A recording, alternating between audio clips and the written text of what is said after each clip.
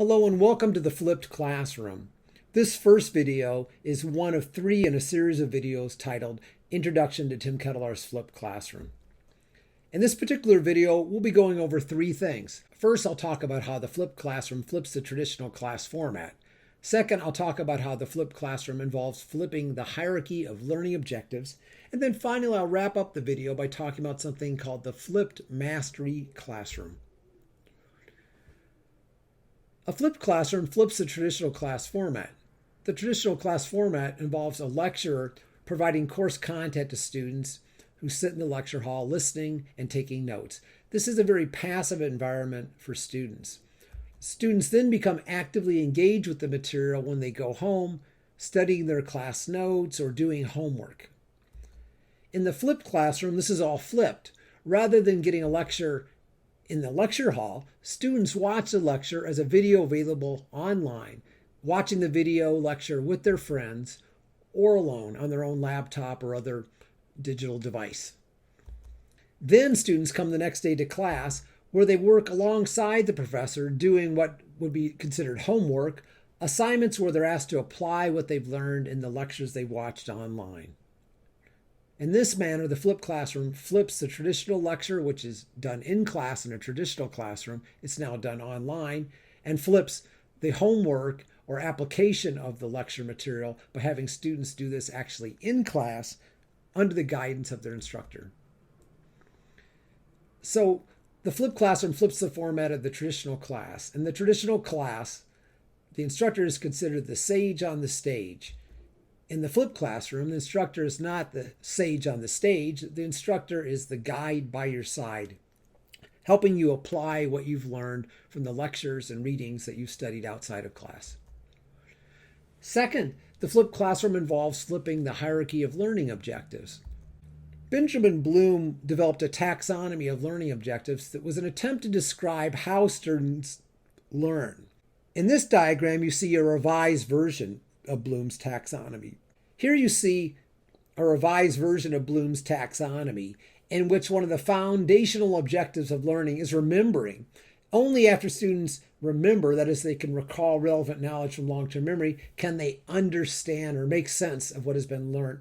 And only after they understand or make sense of the material can they actually apply it. And eventually they can analyze, evaluate, and then create. Unfortunately, many educational scholars today believe this is not how students learn. And so the flipped classroom flips the taxonomy of learning objectives on its head. And instead of asking students to begin by remembering and then understanding and eventually creating, the flipped taxonomy of learning objectives asks students to first create a product that they then evaluate, typically evaluating in terms of whether it is better or worse than what their classmates have created. They then analyze their creations to determine what makes for a good product. They then start to apply their understanding to the point where they now can say they have a full understanding of the concepts that you wish them to learn in the class. The flipped classroom, as such, demands that students take responsibility for their own learning. Learning involves active engagement rather than passive exposure. Students don't sit in class passively getting exposed to lectures and then actively engaging themselves with homework. Instead, they must be actively engaged in the classroom after watching the lectures at home. The flipped classroom also demands that there are clear learning objectives for the students. Students need to be able to monitor their own progress in the course as they take responsibility for their own learning, and it's the instructor's responsibility to make sure that students have clear learning objectives. Students need to know what is expected of them, what they're going to do first, what they're going to do second, and how they're going to finish out a particular section of the course. Finally, the flipped classroom demands that the instructor is the master of the course content. The instructor is a guide by the student's side, an expert guide providing them with assistance, answering their questions immediately as those questions arise. Finally, I want to talk about the flipped mastery classroom. The word mastery in mastery classroom comes from the concept of mastery learning. With mastery learning, students learn a series of objectives at their own pace instead of all students working on the same topics at the same time. So if the classroom learning environment is like climbing Mount Everest, students have the same objective in climbing to the summit, but they can climb at their own pace. The instructor may dictate that certain objectives, such as achieving base camp, are primary objectives that can be reached first, and other objectives, such as reaching the summit, can only be reached after obtaining the earlier objectives. But nonetheless, it is the pace at which students work that is determined by students in the mastery classroom. Mastery learning entails students working either in small groups or individually at a pace that they deem appropriate. The teacher works at their side in the classroom, providing formative assessments to gauge student understanding. What's a formative assessment? It involves monitoring student learning to provide the student with feedback on their progress towards learning objectives.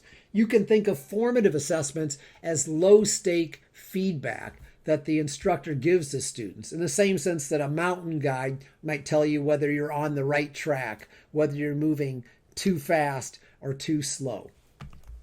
Students in the mastery learning environment must demonstrate their mastery of course objectives through summative assessments. If students do not master a given objective, they're often given a chance at trying again.